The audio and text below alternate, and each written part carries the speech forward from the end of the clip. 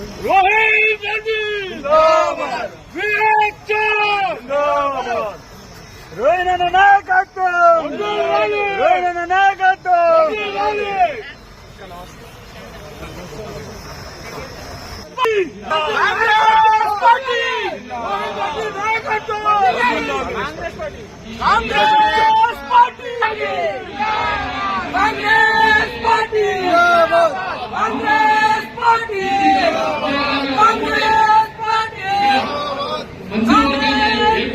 అందరితో మాట్లాడి ఈ మసూజీని పూర్తిగా నిర్మూలించి ప్రతి ఒక్కరికి న్యాయం జరగాలని చెప్పేసి మసూజీ నిర్మూలన చేయడం నియోజకవర్గం కోఆర్డినేటర్ మన పేదమ నాయకులు అంబలపేట అభివృద్ధి ప్రదాత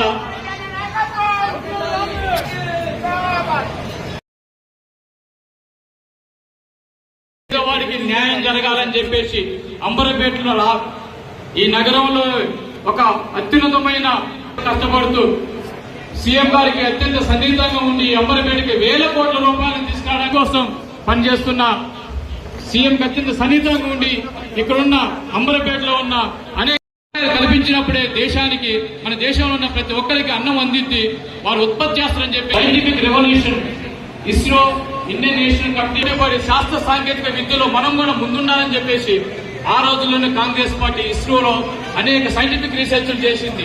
ఈ దేశం ఇక్కడి నుంచి అనేక సమాచార కేంద్రాలను ఏర్పాటు చేసి అక్కడి నుంచి వచ్చే సమాచారాన్ని మనం సేకరించి ఈ రోజు మనం అదేవిధంగా మన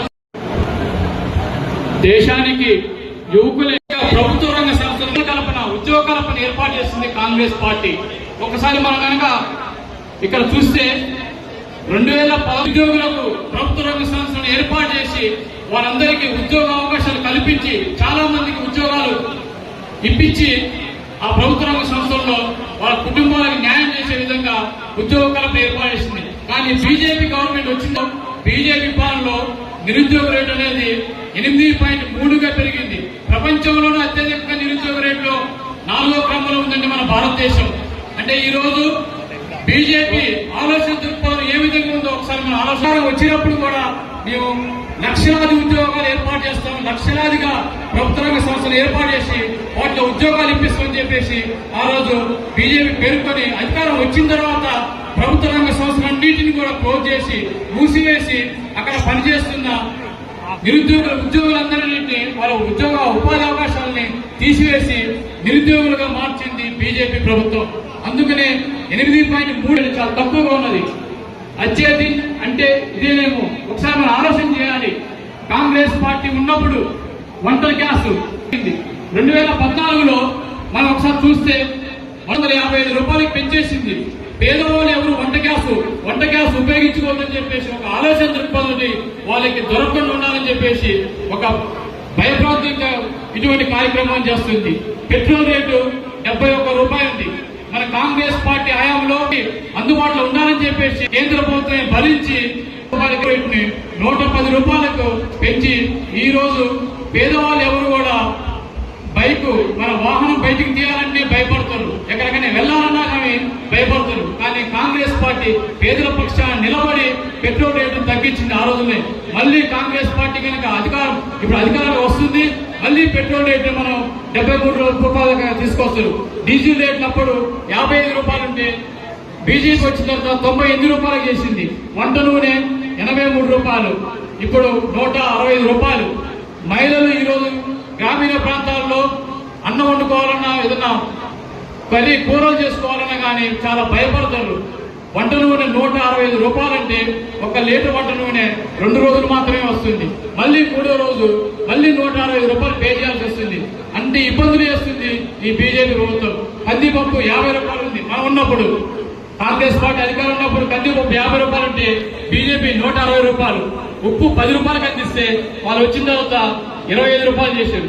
పాలు 38 రూపాయలు ఉంటే వాళ్ళు వచ్చిన తర్వాత 75 రూపాయలు చేశారు. టమాటా మనం 10 రూపాయలకు అందిస్తే వాళ్ళు 100 రూపాయలు చెప్పారు. అంటే నిత్యావసర వస్తువులు పేదవారికి అందకుండా ఉండాలని చెప్పేసి బీజేపీ ఆలోచన దృక్పథం ప్రతి పేదవాడికి న్యాయం జరగాలి, ప్రతి పేదవాడికి ఇటువంటి సదుపాయాలు కల్పించాలని చెప్పేసి అటువంటి చిన్న రేట్లను కల్పించింది. మనం అంతర్జాతీయ సంస్థలు ఒక రిపోర్ట్ ఇచ్చారు. ప్రపంచ దేశాల్లో ఉన్న అంతర్జాతీయ సంస్థలు ఈ ప్రపంచ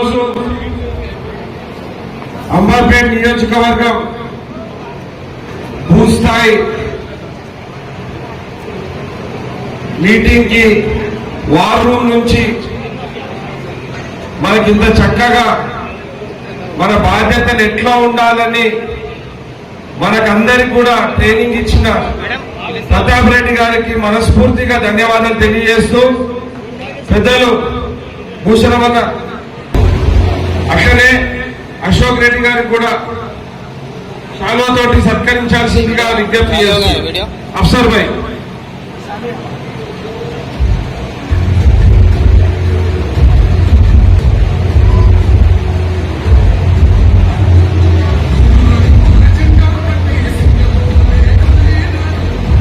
మిత్రులారా, మనం ఇప్పటిదాకా మనం బూత్లలో ఎట్లుండాలి, మనం ఎట్లా పనిచేయాలి, 13 తారీఖు రోజు ఓటింగ్ ప్రక్రియను ఎట్లా చూసుకోవాలనే దాని మీద వార్ రూమ్ నుంచి ఇచ్చిండ్రు. వాళ్ళు మీకు టీవీలో కూడా మీకు చూపించడం జరిగింది. కానీ నేను ఒకటి విజ్ఞప్తి చేస్తున్నా, మనం లాస్ట్ టైం అసెంబ్లీ ఎలక్షన్స్ లో మనం చూసినాం, చాలా వరకు బూత్లలో కూడా మన ఏజెంట్లు మధ్యలోకి వెళ్ళిపోయారు. సరే, ఆ రోజు ప్రభుత్వం మనది లేదు, ఈ రోజు ప్రభుత్వం మనది వచ్చింది. మన ప్రభుత్వం వచ్చిన తర్వాత మీ అందరు కూడా ఒక ధైర్యం వచ్చిందా లేదా అని అడుగుతున్నా నేను. ఈ రోజు అదే ధైర్యంతో మనం బూత్ టైమింగ్ అయిపోయే వరకు, అంటే పోలింగ్ టైం అయిపోయే వరకు ప్రతి ఒక్క ఏజెంట్ అక్కడనే ఉండాలి. ఫామ్ 17C తీసుకునే వరకు మీరు ఆడే కూర్చోవాలి. ఈ రోజు ఎలక్షన్లలో గత ప్రభుత్వం 10 సంవత్సరాలు వెళ్ళిన టీఆర్ఎస్ పార్టీ ఇప్పుడు మనుగడలే లేదు, అంటే వాళ్ళు ఫైట్లనే లేరు. మన పోటీ బీజేపీ తోటే ఉంది. కాబట్టి కాంగ్రెస్ వర్సెస్ బీజేపీ ఉంది. కాబట్టి దయచేసి మీరందరూ కూడా పోయిన ఎలక్షన్ మనం మర్చిపోదాం. ఇంకా గత కానీ ఇప్పుడు రానున్న రోజుల్లో మన రేవంత్ రెడ్డి గారి నాయకత్వాన్ని బలపరచాలన్నా, రాహుల్ గాంధీ గారిని ప్రధానమంత్రి చేయాలన్నా అదంతా మీతోనే సాధ్యం. బూతులు గట్టిగుంటే మనకు ఎలక్షన్ చాలా ఈజీగా గెలవచ్చు. కాబట్టి ప్రతి ఒక్కరు కూడా బూత్ కమిటీలు మీరు అందరు ఫామ్ చేసుకున్నారు.